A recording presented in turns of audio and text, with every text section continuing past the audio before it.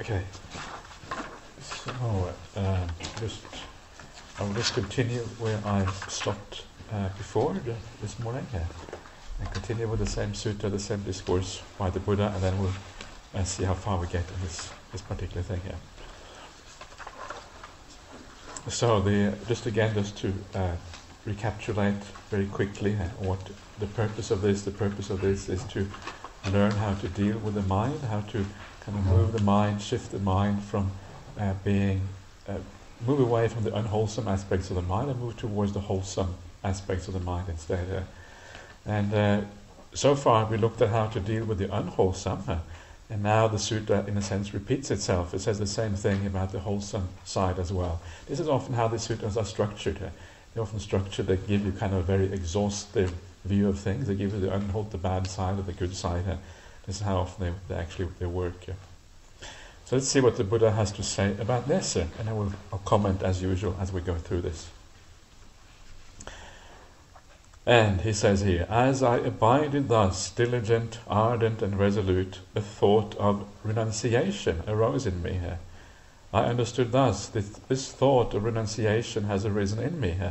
This does not lead to my own affliction or to the affliction of others, or the affliction of both. It aids wisdom, does not cause difficulties, and it leads to nibbana. If I think and ponder upon this thought, even for a night, even for a day, even for a night or day, I see nothing to fear from it. But with excessive thinking and pondering, I might tire my body. And when the body is tired, the mind becomes strained. And when the mind is strained, it is far from samadhi, far from stillness. So I steadied my mind internally, quieted it, brought it to singleness, and stilled it. Why is that? So that my mind should not be strained. So here we have the opposite of what we had before. And the Buddha, again, he starts off by realizing the opposite of sense desire. The opposite of sense desire is a thought of no desire, if you like, or renunciation. When we talk about renunciation in Buddhism, essentially it means a renouncing of of sensuality. That's the main meaning of the idea of renunciation. So he thinks a thought that leads away from sense desire, right? A thought which, as I said before, understands the dangers, understands the problem, and goes in different direction. Maybe a thought to do with metta or something like that. And then he understands that there is no problem with this kind of thought. This does not cause any problems between people. If you have a thought where you abandon things, you give up things, you don't have attachment to things, then there is no conflict with others. It doesn't cause any problems for yourself in the future, because there's nothing that is going to be taken away from you, so to speak. You don't attach, you let things go instead. That's what this means. But the interesting point here, what comes from this, is that he says here, there's no danger in this kind of thinking. But even if there is no danger, there still is the problem that you get tired from this kind of thinking. It says here you get tired in the body, and it's a little bit strange, because usually you would say you get tired in the mind when you think too much. But it's sometimes you want to go to sleep, right? You get physically tired if you have a very tiring job. If you have to use your brain excessively, think a lot, you also get a physical tiredness as well. So there is a connection between the two. So in any case, the point is that you get tired from this, and because thinking in any way tires you out, you actually need to go even deeper into the meditation practice. And this is very similar to what I was saying yesterday. I was talking about the sutta, which was the simile of the goldsmith, and it says at the end there, it says that even the thoughts that accord with the Dhamma, remember that I changed the translation a little bit. I said the thoughts that accord with the Dhamma. And of course these are thoughts that accord with the Dhamma, right? You renounce, you have metta, you have compassion. But even those thoughts are a problem, because eventually that too will actually tire you out. So what you have to do then is you have to abandon those thoughts as well, right? You don't even think those things. So you let those go, but based on those thoughts, you use them as the foundation for entering a state of samadhi. And that's what he does here. Because you have a positive view of the world, you have a positive mind, you have a positive feeling about things, your perception is positive, everything is very good. It's relatively easy to enter a state of deep samadhi. And that is what happens next. He gives up even those thoughts, right? So again, you can see the gradual training. You give up the bad, then you give up even the good, and then you go to something even better here. And then this expression here, which is not very obvious probably, is that it says here that so I steadied my mind internally. In other words, internally, you're not affected by the senses anymore, right? Is what it means internally, inside of yourself. You quieten it down, you bring it to singleness, this idea of one-pointedness of the mind, a single object, no movement of the mind, and you still it. And this here is basically another word, another way of expressing this idea of samadhi in the suttas. One of the things that you find in the suttas, the Buddha always likes to use synonyms. He expresses the same idea in different ways. And the reason for that is because when you see one idea expressed from different angles, you come to understand that idea much better.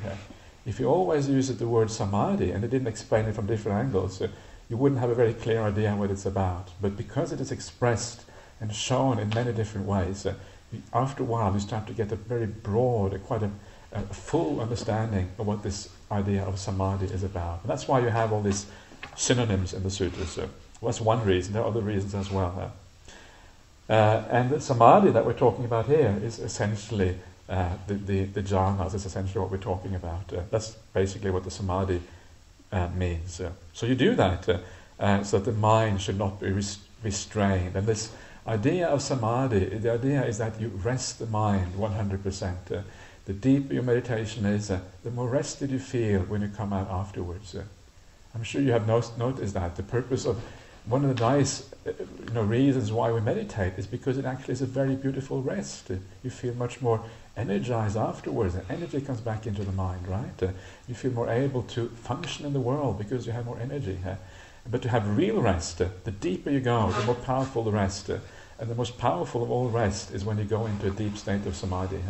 And people say, people who attain these kind of states, when they are really profound, I'm talking about the real jhanas, right? Not kind of the some people, there's a disagreement about what the jhanas mean, but when the more profound these things are, the more energy you have. People say it's like you come out, you feel like a nuclear reactor afterwards.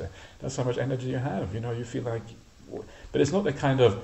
Often in life, when we talk about energy, we think about being restless or agitated and these kind of things. But this is not that sort of energy. It's just energy which is still, right? It's completely peaceful, but it's incredible, powerful energy.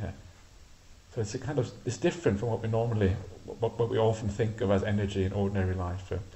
It's peaceful energy. This is what happens here.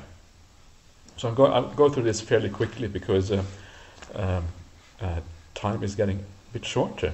So, and then it is the same thing with the thoughts of non-ill will. This can be understood as metta. Metta is the opposite of ill will. It's probably a bit more than that, but that's one way of looking at it. Non-cruelty. This is like not being ruthless, right? So the opposite of ruthlessness, which basically is compassion. So thoughts of compassion. And then he understands, first of all, that this thought is present, right? This is the first thing. So and then he again understands that these things are not dangerous. These things do not cause any problems in the world. And we know that when you have compassion and metta, it doesn't lead to conflict with other people. There might still be conflict because of how other people react with you, but from your side, there's never any conflict when you have real metta and compassion. So it doesn't lead to affliction for myself or others. It doesn't cause difficulties. It aids wisdom, right? All of these things aid wisdom. These are the supports for wisdom practice, and it moves towards nibbana. But then again, because it strains the mind to think about these things, you abandon them and you go into a state of samadhi. And then the Buddha says, bhikkhus, whatever a bhikkhu frequently thinks and ponders upon, that will become the inclination of his mind, or a bhikkhu or anybody else for that matter. And if he frequently thinks and ponders upon thoughts of renunciation, he has abandoned the thought of sensual desire and cultivates the thought of renunciation. And then his mind inclines to thoughts of renunciation. If he frequently thinks and ponders upon thoughts of non-ill will or metta, thoughts of compassion, he has abandoned the thought of ill will, and he has abandoned the thought of being ruthless to cultivate the thought of compassion, and then his mind inclines towards compassion and metta. Again, this idea that these things become easy after a while, right? Because your mind inclines in that way. It becomes, when you practice compassion a lot and kindness a lot, it becomes relatively easy to be kind and compassionate. Just as in the last month of the hot season, when all the crops have been brought inside the villages, a cowherd would guard his cows while staying at the root of a tree or out in the open, since he needs only to be mindful that the cows are there.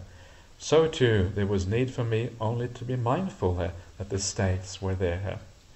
So the more pure your mind, the easier it is, the less activity you have to do, the less wisdom even you have to use to curb the mind this way and that way. Just like the cowherder, he just sits at the root of a tree, kind of watches the cows, but doesn't actually do anything anymore. So life becomes easier, which is always nice when things become easier. Can't hurt.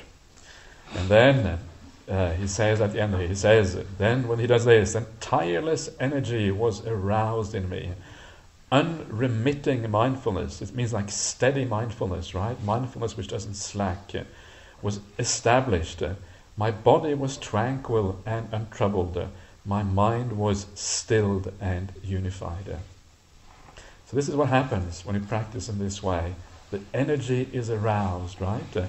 The things that sap the energy in us are the defilements. When you have defilements, when you have desires, they tend to sap the energy.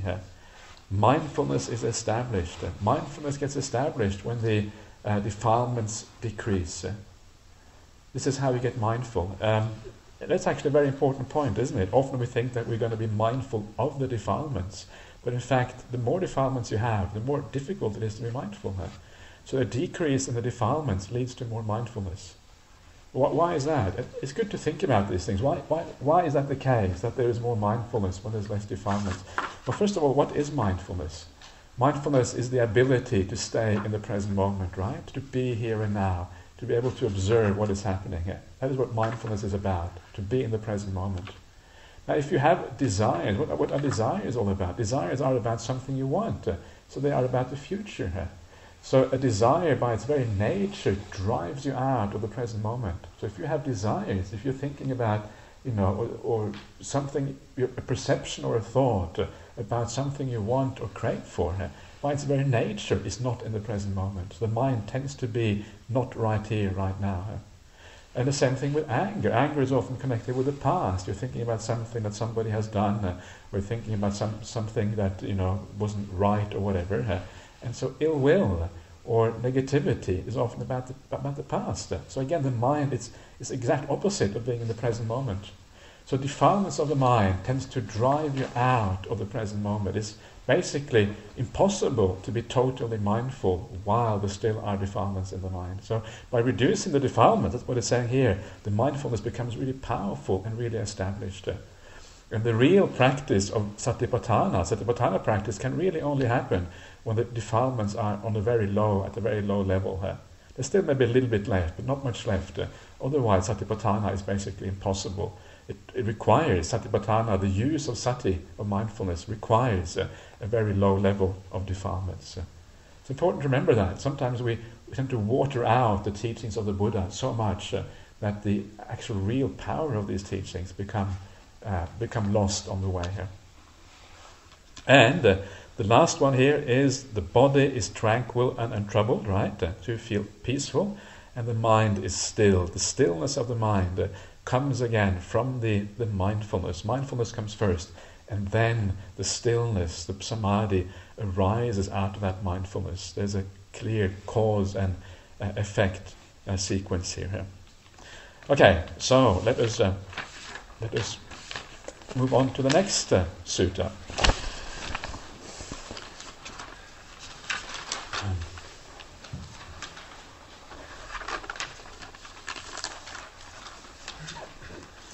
So this sutta is about called the removing of resentment. So resentment is basically just another word for anger or ill will, if you like. And the idea with this particular sutta is, as I said before, the most important thing to overcome in our lives, whether you are a monastic or a layperson or whatever. Anger is by far the most destructive of the defilements, destructive both for your own practice and also destructive for our interaction with other people and for our happiness and for everything. It's a very destructive kind of emotion. So if you are going to work on anything in the mind, if you're going to work about any defilement, the defilement that is most important to deal with, first of all, is always anger. Work on anger. Even if you're not a very angry type of character, you can still reduce whatever is left, right? We all feel irritated every now and again. There's always little things there which aren't quite right. So even if you're not an angry type of person, still you can use this to even reduce it even further. The more you reduce these things, the more powerful your meditation is going to become. So this is why I've chosen this, and this is a very practical. What we have looked at so far may perhaps seem a little bit kind of idealistic and theoretical. This is a very practical way of how to deal with these things. That's why I want to have a look at this. So this sutta is taught by Venerable Sariputta. Sariputta was the right-hand man of the Buddha. He was the one who was said to have a wisdom virtually equivalent to the Buddha himself. And for that, so there's many suttas or discourses by him to be found as well. So this is how it goes.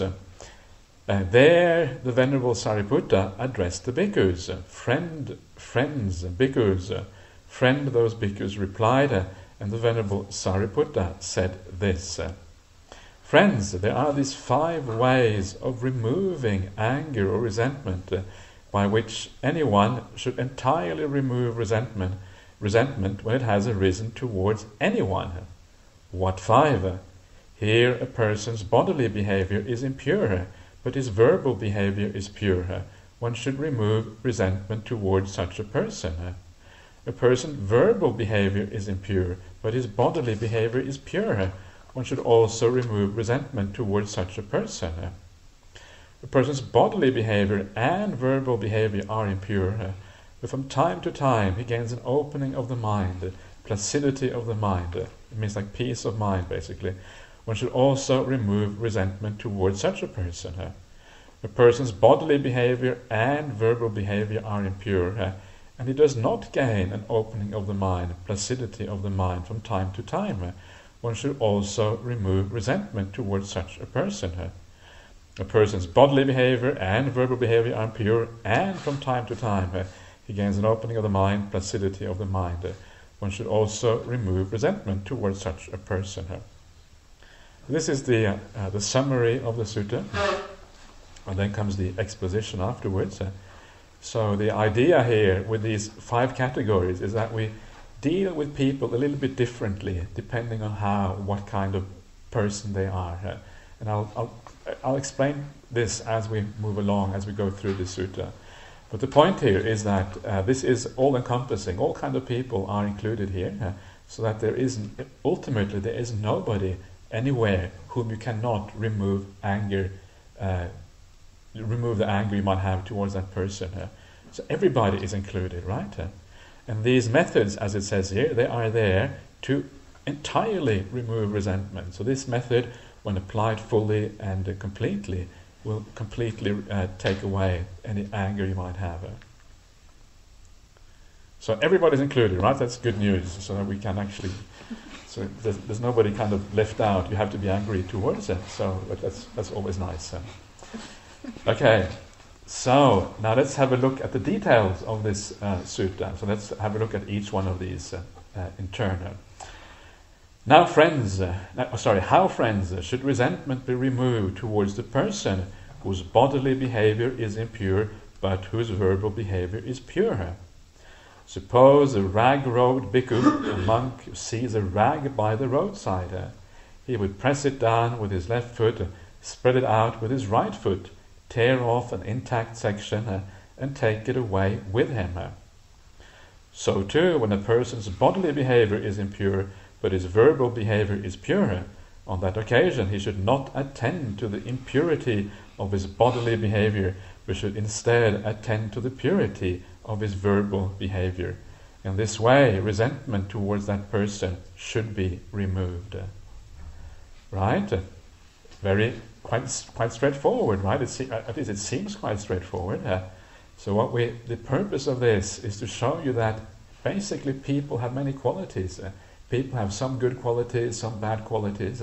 It's very rare to find somebody who's just bad or just good. People often have a mixture of things. And it is how we attend to that person that decides whether we will have anger or whether we will have metta and compassion, understanding, or whatever it is. It's how we attend that matters. It is easy to fall into the trap and to think that people have like permanent qualities. This person is like this, right? This person has this bad quality, and I see it for sure. And then you think that to be honest, then you have to actually see that bad quality. If you don't see it, you're being dishonest or whatever. This is often how people think, and it's very easy to think that way. But remember, there's many things here about any perceived bad qualities in other people. First of all, it's very hard to really know whether they have that bad quality. What you see, you might be deluded, right? You might yourself not really understand what's going on. You may see something which happened in a very special situation. This may not be how they ordinarily are as a person. So it's very difficult to judge other people. It's very hard to really understand their character. So this is the first thing when you look at somebody else, is to remember to give people the benefit of the doubt, because so often we just don't know what other people are like. We don't know where they're coming from, what is actually happening with them. So if you see something bad, it's better to shrug your shoulders and not to worry too much about it. And then, of course, by understanding that these qualities, secondly, are not permanent. I see that in my own life. You can see how kind of you go through periods, and sometimes you go through a period when you things are quite difficult, and maybe you have many kind of more darker qualities in your mind, and then you come back to another period when things are going better for you. The things aren't not an essence in you. This is who you are. These are always changing things inside of you. So there's nothing really. We don't have to focus on the negative. We don't have to. There's no honesty with saying I must see the bad in other people. It's actually just another sort of delusion instead. And once you get that out of the way, this idea that you have to, to see both the good and the bad, then you can actually train yourself just to see the good instead. Focus on the good qualities. Build those up inside of you. If there is somebody in your life who you find difficult, somebody who you find it's just too easy to see the bad qualities in that person, then you can train yourself to see the good factors, the good aspects instead. Right? It's just a matter of training here. And because there isn't really any truth, there is no truth to say that these are the bad qualities, are the good qualities, because there is no absolute truth there. You can shift your mind as much as you want until all that is left is seeing the good aspects of that person. And this is what this is about. And you may think it's hard, and it is. It's not that it's hard. It's just that it takes perseverance. It takes putting in the effort, actually wanting to do this. And if you persevere, if you put in the effort, it's something anyone can do. You don't have to be intelligent. You don't have to be, anything in particular. It's just that you have to persevere. It's the perseverance which is hard. Actually, having the ability to persevere, that is the difficult part. But the actual thing itself is not hard to do. So this is what this is about. So the beautiful simile here about the rag-robed bhikkhu, right? So the bhikkhus, they would have robes a little bit like these ones here. Actually, a little bit different from this. At the time of in India, they would have it. It would actually be much shorter than this, probably maybe only going up to here or something. But you have another one underneath, right? So it's okay. Otherwise, it might be a bit dodgy. So the monks and nuns, of course, will also have robes, a little bit different, but a similar kind of idea. And often they would have rag robes. So what they would do, they would collect the rags. They would find, it's quite interesting, they would find cloth, that was left on the wayside or somewhere on the side of the road. Or they would go to the charnel grounds. A charnel ground is a place where you burn the corpse, right? So you have a person, he gets chucked on the charnel ground, and he's dead presumably, so you're chucked on the charnel ground, and then this corpse would lie on the charnel ground for a few days, right, and will sit there and rot and stink, whatever, before it gets burnt.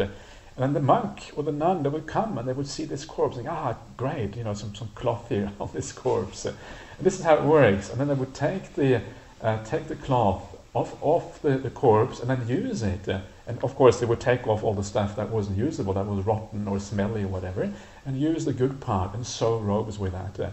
There's a great story in the Vinaya. The Vinaya Pitaka has all the rules of the monastics. And there's a story of a monk who does just that. He goes to the charnel ground and he finds a corpse. But this corpse has just been thrown on the charnel ground. It's still warm, right? So the spirit is still in the corpse. The mind is still there. It hasn't fully left it yet. So the monk starts to take the cloth from the corpse. And then the corpse starts to speak to him. And the corpse says, "Monk, are you taking the cloth off my body here? You can't do that." And the monk doesn't pay any heed. He takes the cloth off. And he starts walking back to his kuti. And when he walks back to his kuti, the corpse rises up. So he starts walking after him. And then eventually quickly goes into his kuti, and then the corpse falls down on the outside. So you can see it's good fun to be a Buddhist monk when you can read these kind of stories. So this is a story. I don't know if it actually happened or not, but that's one of the stories in the monastic discipline here. So anyway, the reality is that they used to do that, and they used to take cloth wherever they could find it, whether it was on the charnel ground or by the roadside or something that was given to them, maybe a piece of cloth here and there. And I actually had a robe like that myself when I was a young monk. It was very completely patchwork all over her, and it was it's quite nice in a sense to have a patchwork robe. It's quite I don't know. I enjoyed it. I think now it's too much hassle to do all the sewing, but I enjoyed it at that time anyway. So those are the rag robe monks. Just a little bit of fun and games there. And so when you then find a cloth on the road, you spread it out, and then you tear off, as it says here, you tear off those sections that you cannot use, and the section which is intact, you take that with you, right? So what do? The sections which are no good, you tear them off and you throw them out, right? And it's just like that, because they're rubbish. They are useless, something you can't use. And it's exactly the same thing when you look at another person. The bad things that you see, it's rubbish, it's garbage. You don't want to carry that with you. You tear it off the person, you throw it out, and you keep the parts which are beautiful and nice, right? Remember that. The negative things you see are rubbish. You don't want to carry rubbish around you in your mind. It just defiles you, it distorts yourself, and it destroys your own life. There's a beautiful, beautiful idea here that all the negative stuff is rubbish. Throw it out, don't take it with you. So there it is. But again, remember that these things, they take training, right? All of the things on the Buddhist path are about training yourself. It takes time to be able to do these kind of things. So you have to try again and again. And as you try again and again, you learn about yourself, you learn about the other person, and after a while you start to see how it works, and it becomes possible to do these things. Okay. So that is the first one. So that is the person whose speech is good, but whose verbal bodily behavior is bad, right? And I understand this to mean it could be a distinction between speech and bodily behavior, but I understand this to be just a way of saying that we have different qualities in different areas. So you focus on the area where the good qualities are. That's how I understand this. But you can also understand it more literally, probably. Okay, number 2. How, friends, should resentment be removed towards the person whose verbal behavior is impure, but whose bodily behavior is pure? Suppose there is a pond covered with algae and water plants, and a man might arrive afflicted and oppressed by the heat, weary, thirsty, and parched. He would plunge into the pond, sweep away the algae and water plants with his hands, drink with his cupped hands, and then leave. So too, when a person's verbal behavior is impure and his bodily behavior is pure, on that occasion one should not attend to the impurity of the verbal behavior, but should instead attend to the purity of his bodily behavior. In this way, resentment towards that person should be removed. So this is very similar to the previous one. The only difference really is that the simile here is a bit different. That's really the only thing. And I like this simile here. It's quite a nice one. The simile here is the pond with algae and water plants, right? The pond is the water, the algae and the water plants are like the bad qualities, and the clear water are like the good qualities in the person. So a person arrives who is afflicted and oppressed by the heat. This is the angry person, right? When you are angry, you are afflicted and oppressed. The anger oppresses you. You feel angry, you can't get rid of the anger, you don't know what to do. And this is what you do then afterwards. So this is an oppression and an affliction. And you are weary, you're thirsty. Thirsty is like you're trying to find a solution to this, right? You're parched, you're hot, you are this idea of fire. You are on fire when you are angry. And then what do you do? Well, you plunge into the pond, right? You sweep aside the algae and the water plants. You sweep away the negative things. And you plunge into the good qualities. That's the pond here. You plunge into that. And that, of course, cools you down. So the good qualities are just like the cool water of the pond. They cool you down and make you feel at ease and relaxed again. It's a nice idea, isn't it? It's kind of this idea of the good qualities in a person being like the cool waters of a pond. So, and then you drink from that, you immerse yourself completely. Drinking is like imbibing these things. You draw it into yourself, and when you draw it into yourself, then you that oppression, that heat, whatever it is, it leaves you as a consequence. So in the same way, you focus on the good qualities of somebody else, and when you focus on the good qualities, this is what happens. And now comes the person who doesn't have so many good qualities. That's the next one, number 3. And how, friends, should resentment be removed towards the person whose bodily behavior and verbal behavior are impure, but who from time to time gains an opening of the mind, placidity or calm of the mind? Suppose there is a little water in a puddle, then a person might arrive afflicted and oppressed by the heat, weary, thirsty and parched. He would think, this little bit of water is in the puddle. If I try to drink it with my cupped hands or a vessel, I will stir it up, disturb it and make it undrinkable. Let me get down on all fours and suck it up like a cow and depart. He then gets down on all fours, sucks the water up like a cow and departs. So too, when a person's bodily behavior and verbal behavior are impure, but from time to time he gains an opening of the mind, placidity of the mind, on that occasion one should not attend to the impurity of the body and the mind and speech, but should instead attend to the opening of the mind, the calm of the mind that he gains from time to time. In this way, resentment towards that person should be removed. So here is someone who is a little bit of a bad fellow, who does bad things, but still he has some part of his mind, there's still some mental aspects of this person that are good. And these mental aspects here are things that are here called the opening of the mind. And this word opening of the mind is the opposite in Pali of the hindrances. This is called here the vivarana. Vivarana is opposite of nivarana. Nivarana means hindrance in Pali. Vivarana is an opening of the mind. It's the opposite of the hindrances. So when the hindrances go away, it's like your mind, in a sense, opens up. That's what this means. And of course, when the hindrances go away, at least to some extent, maybe not fully, but to a large extent, then your mind becomes calm as well, right? As I was saying before, it is the hindrances that keep you restless and oppressed, that drive you into the future and the past. When the hindrances decline, you start to feel calm and peaceful as a consequence. And this is the placidity that you see here. And so sometimes you have to narrow down your focus very narrowly. There's only a very tiny little good quality in that person, right? There isn't that much, but there's a little bit there, and you focus on that tiny little quality. So you have to be very careful not to look too far that way or that way, because then you see all the bad stuff. So you have to really keep your focus very sharp on this person. And this is the point here. And the point that this can be done, right? This is the whole point. It sounds almost impossible, but the point is that it can be done. If you train yourself, if you train yourself to focus exclusively on the good qualities, it's possible to do that. And this is what is so good about this. Now, part of that, of course, a very helpful thing as well, and this is the thing we were talking about yesterday, is that it's very useful also to be able to forgive the negative qualities and to come to an understanding about the negative qualities.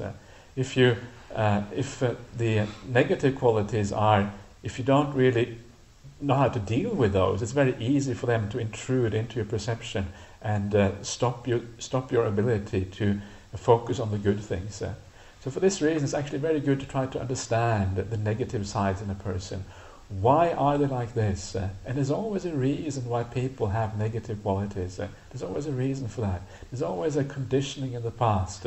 There's always something in their upbringing, something at school, something at work, something from a past life even. There's always a reason for that. And when you understand that there is a reason, when you understand that the person themselves probably would have preferred not to have that bad quality, but they can't help themselves, right? Then you can actually move away and you can have compassion and understanding instead of getting upset. This is how you can forgive the negative side and at the same time rejoice, in a sense, in the good side and see, wow, even though they had all this bad conditioning from the past, still they have some good qualities. Wow, isn't that astonishing? And then you kind of turn the whole thing around and you see the goodness instead. So this is what we're doing here. We're focusing on this aspect. This person has this little bit of goodness left. This is the peace of the mind. How do you know that somebody else has peace of mind? Well, usually you can tell, right? We know each other. After a while, when you know somebody well, you know also their mental content. How do you know if somebody's angry? Well, you watch them, and they do strange, they can just tell on the facial expression whether somebody is angry or not sometimes. So there's a lot of clues just by looking on somebody. You can actually pretty much read their minds. If you have a sharp ability to watch people, you can read their minds from that itself. It's interesting. The suttas often talk about reading the minds, right? This is something that occurs occasionally, at least in the suttas. And the Buddha says, well, the first way to read the mind is just to watch somebody, and you can read the mind. That's the first way, right? So that isn't very, not very kind of, not what you often think about as reading the mind, but that's how the Buddha taught that. Anyway, so that is the person with a little bit of good qualities. And then now comes the really bad guy. It's the next one here. Okay. How, friends, should resentment be removed towards the person whose bodily and verbal behavior are impure, and who does not gain an opening of the mind, placidity of the mind from time to time? Suppose a sick, afflicted, gravely ill person was travelling along a highway, and the last village behind him and the next village ahead of him were both far away. He would not obtain suitable food and medicine or a qualified attendant. He would not get to meet the leader of the village district. Another man travelling along the highway might see him and arouse sheer compassion, sympathy, and tender concern for him, thinking, oh, may this man obtain suitable food, suitable medicine, and a qualified attendant. May he get to meet the leader of the village district. For what reason? So that this man does not encounter calamity and disaster right here. So too, when a person's bodily and verbal behavior are impure, and he does not gain from time to time an opening of the mind, placidity of the mind, on that occasion one should arouse sheer compassion, sympathy, and tender concern for him, thinking, oh, may this venerable one abandon bodily misbehavior and develop good bodily behavior. May he abandon verbal misbehavior and develop good verbal behavior. May he abandon mental misbehavior and develop good mental behavior. For what reason? So that with the breakup of the body after death, he will not be reborn in the plane of misery, in a bad destination, in the lower world, or even in the hell realm. In this way, resentment towards that person should be removed. So this is where compassion comes in, right? So far we have focused on metta all the way through. When you focus on somebody's good qualities, that's what is meant by metta in the Pali. It's a friendliness when you get a friendly association when you see the good qualities in somebody else. Now this is the first time when this sutta brings up compassion, because here you have no choice anymore. There is no scope for metta when everything you see is bad, right? You can't see the good qualities. So then you turn instead over to compassion instead. And here you can see, this is exactly what I was saying, or similar to what I was saying before, is the idea that when somebody has lots of bad qualities, it's for their own disadvantage, right? They will suffer as a consequence of that. It may affect you in a bad way, but it affects them much, much worse, much more severely than it ever affects you. Because it affects them so badly, you realize that. You realize here is somebody who they're practicing for their own suffering. Nobody wants to practice for their own suffering, and yet here is somebody who does that. They're moving towards tremendous suffering for themselves. So how do you react when somebody is doing things which are not in their own interest? Somebody is doing things which actually is against their own interest. They are basically deluded. They are stupid. They cannot see things in the right way. How can you not have compassion towards such a person? Right? They're blind, basically. And this is the beautiful thing about this idea that when somebody is a really bad person, you can still have compassion because you can understand that they don't understand. They don't understand their own best interest. Just like the sick person, right? It's just like an ill person, somebody who is severely ill, who is about to... How do you feel when somebody is really ill? What is your reaction when somebody is very sick? It's not their fault, right? They're sick, it just happens to them. Do you get angry or do you get a sense of compassion with them? You feel a sense of compassion if they suffer really badly. This is kind of the natural human response. And in exactly the same way, just as you feel for a sick person, you should feel for somebody who is practicing, leading a very bad life, and who doesn't have any good qualities.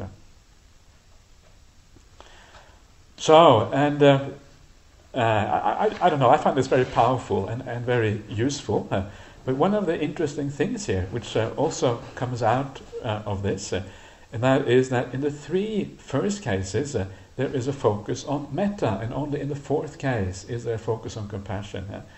And this is very similar to what you find when you see the suttas, when they talk about the so-called Brahma Viharas. The Brahma Viharas are often translated as the divine abidings in English. And these are like the higher states of mind that we try to attain, which are very positive states of mind. Metta, compassion, like sympathetic joy, and the kind of evenness of the mind, the four Brahma Viharas. But the interesting thing here is that they always come in the same sequence, right? Metta is always first, and then comes compassion. I'm not going to talk about the two other ones because we're getting a bit too far afield, but metta comes first, then comes compassion. And they see exactly the same thing here. Metta comes first, then compassion. So why is that? Why is it that metta comes first? Is there a reason for that? And one of the things that becomes very clear after you read the teachings of the Buddha a lot is that things are not random, right? It's not kind of a random set of factors just whacked together and kind of, which kind of higgledy-piggledy stuff. It's not like that at all. It is very structured. The suttas of the Buddha are very structured. And sequences always have a meaning. There is a reason why things come in a certain sequence. It's not random. And there's a reason why metta comes first and compassion comes afterwards. It doesn't actually say anywhere, but I think the reason is fairly obvious. And that is that metta is a much safer thing to develop than compassion. Metta can never go wrong. If you see the good qualities in somebody else and you wish them well as a based on those good qualities, it is always going to be a positive experience afterwards. You're going to feel good about that. Metta can never really go wrong. You can't go far in the wrong direction with metta. But compassion can relatively easily start to go wrong. If you look at compassion, it's often thinking about the suffering of other people, right? This is a classic example here. You think about the suffering of somebody else. They get reborn in a bad destination or whatever. Or in this life you have compassion. You have compassion for the sick. It is based a little bit on the suffering of that person. So compassion can, if it is not used wisely, lead to kind of depression almost, right? A bit of sadness perhaps, because you're seeing the negative side of humanity and you're seeing the suffering in the world. So compassion is actually more difficult to practice properly. Metta is more safe. And for that reason, I recommend you to always use metta as the primary thing in your meditation practice or in dealing with difficult people or whatever. Use metta first, because metta is more safe. And you can't really go wrong when you use metta. Sometimes you have to use a bit of compassion. Sometimes metta and compassion, you can't really separate them all that well, right? It kind of goes a little bit together, which is fine. But remember that metta is probably safer and better to use in the long run than compassion. This comes out here as well. And I think that's an interesting and quite important point, because many people say that they have problems with compassion and it makes them sad and that sort of thing. So please keep that in mind. Okay, now we come to the last person. And the last person is as follows. How, friends, should resentment be removed towards the person whose bodily and verbal behavior are pure, and who from time to time gains an opening of the mind and placidity of the mind? Suppose there were a pond with clear, sweet, cool water, clean, with smooth banks, a delightful place shaded by various trees. Then a man might arrive afflicted and oppressed by the heat, weary, thirsty, and parched. Having plunged into the pond, he would bathe and drink, and after coming out, he would sit or lie down in the shade of a tree right there. So too, when a person's bodily and verbal behavior are pure, and from time to time he gains an opening of the mind, placidity of the mind, on that occasion one should attend to his pure bodily behavior, to his pure verbal behavior, and to the opening of the mind and placidity of the mind that he gains from time to time. In this way, resentment towards that person should be removed. Friends, by means of a person who inspires confidence in every way, the mind gains confidence. So here is the person who has lots of good qualities, right? They speak well, their bodily behavior is good, they even get some samadhi and some peace of mind. There's so many good things to see in this person. And then we come along and we still get angry with them. That's basically what it's saying here, right? This is life, isn't it? Life is like that. Sometimes you get angry even with the most saintly people. And you read the suttas and you see people coming up to the Buddha and getting really, really angry with the Buddha. And the Buddha just, he doesn't really react very much. And this is the point, that this is part of the problem in life, is that sometimes the problem is not with the other person, the problem is with us, right?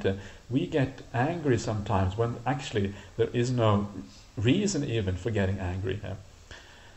But of course, in this case, it is relatively easy to do something about that. You just have to remind yourself that actually, in this case, I am probably being irrational. And it's okay to admit that we make mistakes, right? Everybody makes mistakes, and this is just life. And it's okay to admit that, and then move on. If we don't admit to making mistakes, we're not really going to grow in this teaching. So you look then at the good sides instead of this person, which are very easy to see, and then you use that, and you drink, again, you have this idea of the pond, right? The sweet, cool, beautiful pond. This time there are no algae, there's no water plants to push aside this time, because there are no algae there. All there is this beautiful, clear pond.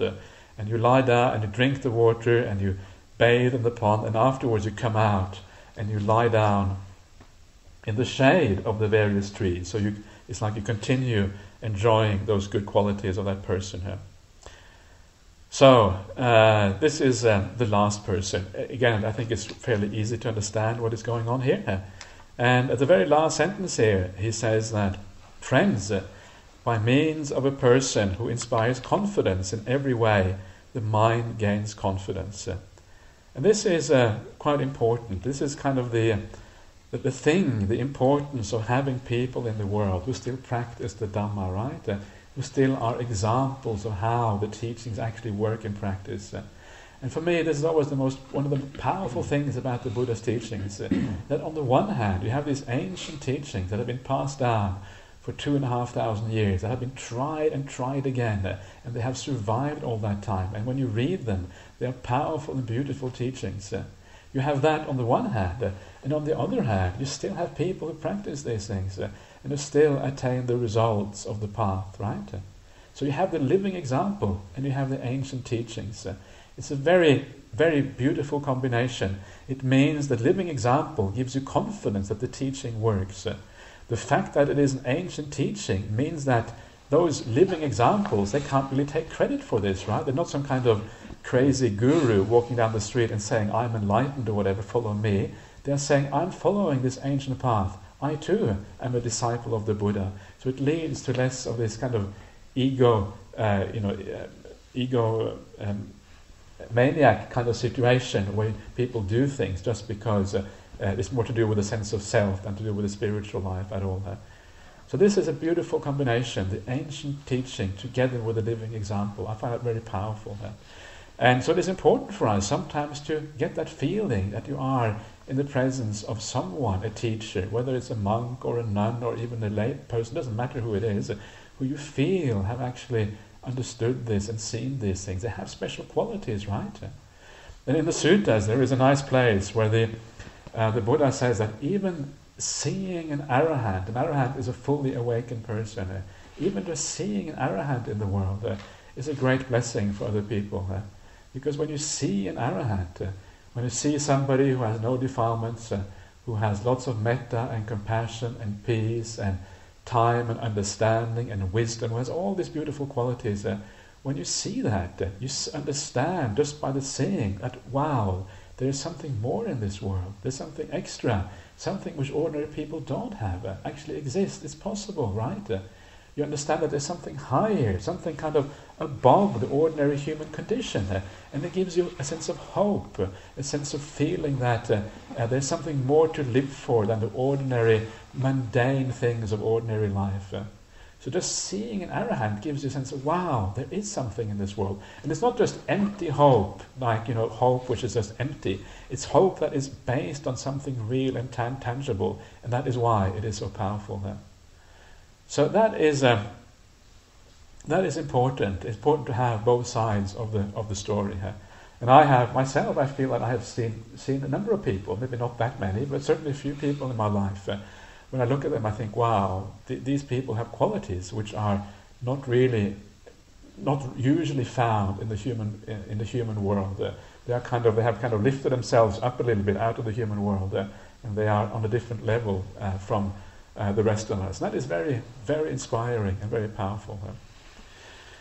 So, that is the best way of using those inspiring examples, is not to get too angry with them, but to see them as examples instead. And then things can become very useful. So, that is how to remove anger in life. This is one way of doing it. There are many other ways as well of removing anger. I won't get into those now because it's getting a bit late, but maybe we can talk about those later on if you want in the Q&A session afterwards. I'll just read out the very last sutta here. This is just a sutta. This is just the Buddha inspiring his monks and nuns, inspiring his disciples to practice. This is what this last sutta is about. It's called the Gotamaka Sutta. On one occasion, the Blessed One was dwelling at Vesali at the Gotamaka shrine. There the Blessed One, the Buddha, addressed the monks. Monks, I teach the Dhamma through direct knowledge, not without direct knowledge.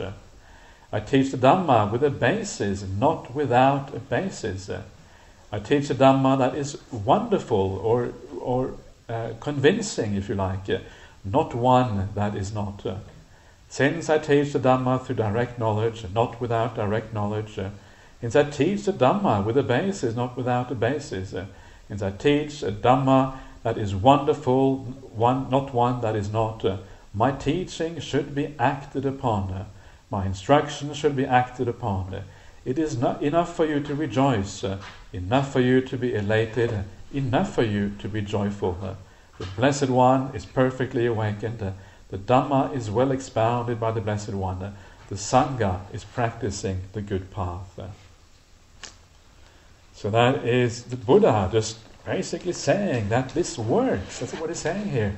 This is it, right? This works. It does take you to awakening. It does take you to happiness. It does take you to profound states of meditation. I'm telling you because I know, right? This is direct knowledge. I understand this. I'm telling you because wonderful here. I teach the Dhamma that is wonderful means it actually works. This is the wonder in Buddhism, is the idea that the path actually works. You can't practice this and you will get results. And because of that, there's every reason to be joyful, right? You'll be happy. Here you have these marvelous teachings, this wonderful thing that brings us happiness and brings you joy and takes you away from suffering and problems. And isn't that a kind of a message which is very, very hopeful and beautiful? And you can, of course, experience these things right here, right now, starting with a meditation which is going to begin in about 1 minute. Okay, so let us, I think that's enough for now. So please enjoy the next meditation, and then we will continue as we did yesterday.